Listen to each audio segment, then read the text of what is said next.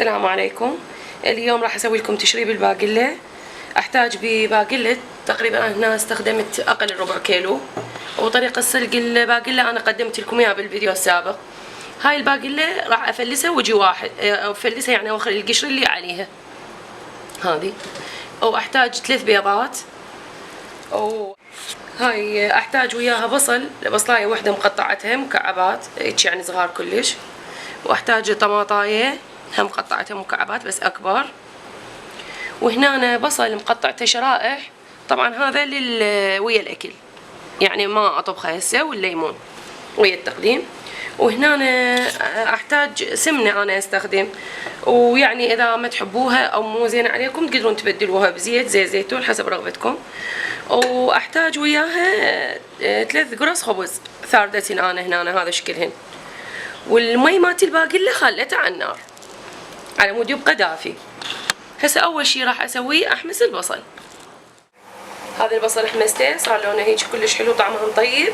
نصيت النار عليه راح اطلعه وابدي اضيف الطماطة. بين ما حطيت الطماطة على النار حطيتها على نار عالية.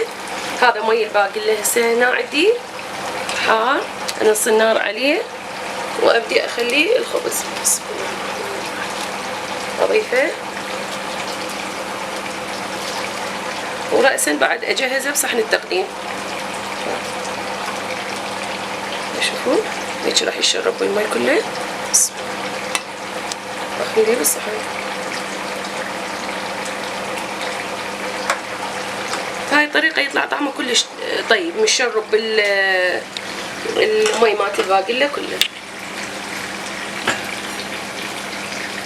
والمي مالت الباقلة كل ما ثخين كل ما الطعم يصير اطيب.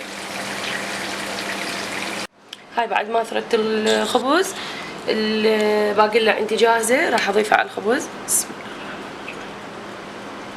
طبعا الباقلة حسب الرغبة، اكل بعض ما يحب باقلة زايدة، كل من حسب رغبته. اضيف الباقلة وبعدين راح اضيف لها البصل. هذا البصل اللي حمسته اضيفه هيجي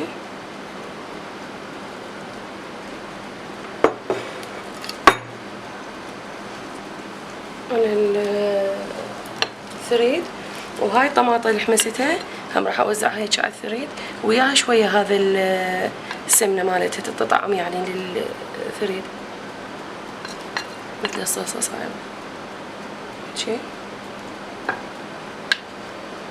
بين ما انا قاعدة اشتغل بيها خليت الطاوة على النار وخليت لها زيت وقاعدة احميها، لان ذني البيضات 3 شوفتكم ياهن خفقتهن خليتهن ملح، وراح اخليهن فلفل واقليهن بالزيت الحار حيل.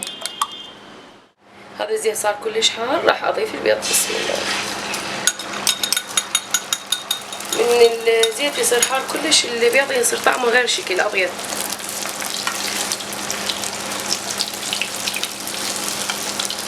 شوفوا شلون هيجي.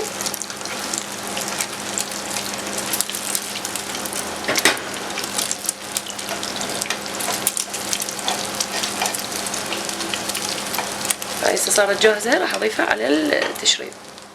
هذا شكله النهائي، وان شاء الله تجربوه ويعجبكم. واحنا نقدم وياه الطرش العراقي. ولا تنسون الاشتراك والتعليق واللايك بقناتي من مطبخي فيرست.